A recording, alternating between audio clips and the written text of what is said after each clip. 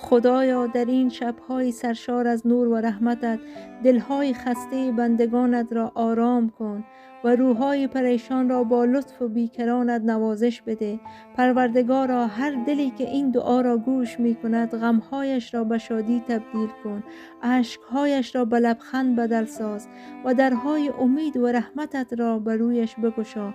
خدایا اگر در دل کسی آرزوی پاک نهفته است، به لطف و کرمت آن را برآورده کن.